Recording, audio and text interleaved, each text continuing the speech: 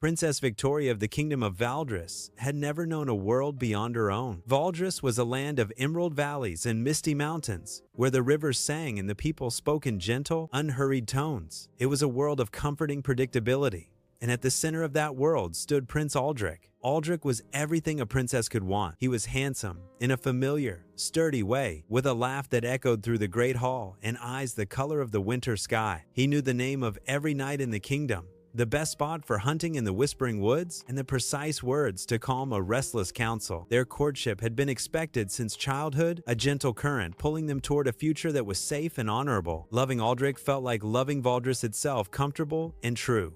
Then came the stranger. He arrived during the autumn equinox festival, when the castle threw open its gates to travelers and merchants. He emerged from a caravan draped in silks of burnt orange and deep indigo, leading a magnificent horse with bells braided into its mane. His name was Kalen, and he came from the sun-scorched kingdom of Zephyra, a land of endless dunes and starlit oases that Victoria had only glimpsed in ancient texts. He was not a prince or a diplomat, but a storyteller and a seeker of forgotten tales. And when he spoke, Victoria felt the world tilt on its axis. He told her of cities carved from rose-colored rock, of seas that sparkled like liquid fire at sunset, of festivals where the air thickened with the scent of spices unknown in Valdres. He spoke of his people's belief that the stars were campfires of ancestors journeying through the night sky. Victoria listened, spellbound, feeling something stir within her, a longing she had never named. For weeks, Kalen remained at the castle, sharing maps and stories with the king's scholars. But it was the stolen moments with Victoria that she treasured most, walking through the frost-touched gardens as he described the desert constellations, sitting by the library fire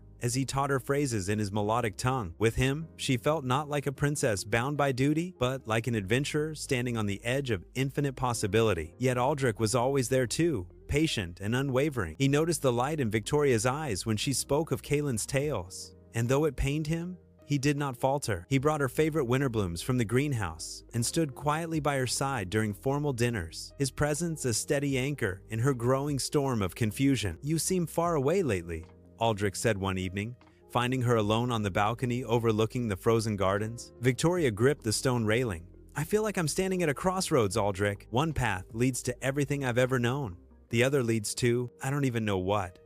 Aldrich was silent for a long moment. "I have loved you since we were children, Victoria, not because I was told to, but because I have watched you grow into someone kind and brave and curious. If you choose the unknown, I will grieve, but I will not hold you back."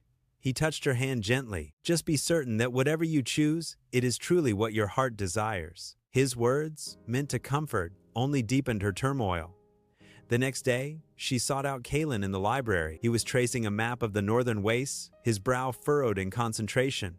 When he saw her, his face softened. "Your kingdom is beautiful," he said, "but I see a restlessness in you, Victoria, a question you're afraid to ask." "I'm afraid of losing myself," she whispered. "If I stay, I'll always wonder about the world beyond. If I go, I'll leave behind everyone I love. How do I choose between two worlds?"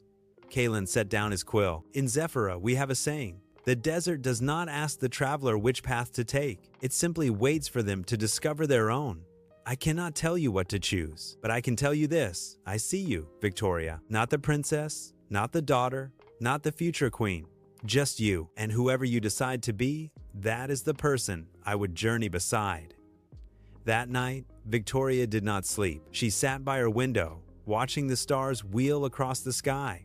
And for the first time, she asked herself a terrifying question.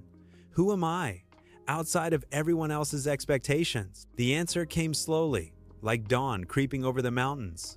She was Victoria. She loved Valdres, its misty mornings, its quiet rhythms, its people who looked at her with hope and trust. She loved Aldrich's steady devotion and the life he represented. But she also loved the fire in Kalen's stories, the pull of distant horizons, the part of herself that had always dreamed of more.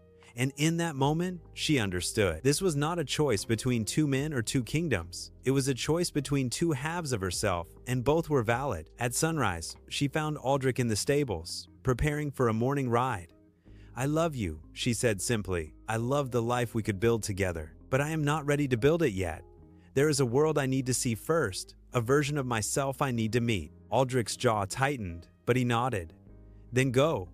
And when you return, if you return, I will be here. Not waiting, exactly, but living. And perhaps our paths will cross again. She found Kalen packing his caravan, preparing to continue his journey south. I don't know if I'm coming with you as a companion or something more, she admitted. I don't know if I'll want to return to Valdres in a month or a year or a decade. I only know that I need to see the world through my own eyes before I can see it through anyone else's. Kalen smiled, and it was like watching the sun rise over his desert homeland. That is enough. That is everything. As the castle gates closed behind her, Victoria felt a pang of loss for Aldrich, for her family, for the life she had left behind. But beneath the sorrow hummed something electric and new, the rhythm of her own heart, finally beating in time with her true desires. She had not chosen a man or a kingdom. She had chosen herself, and in doing so, she had finally begun the greatest adventure of all, the journey home to her own soul. Moral: love begins with knowing yourself.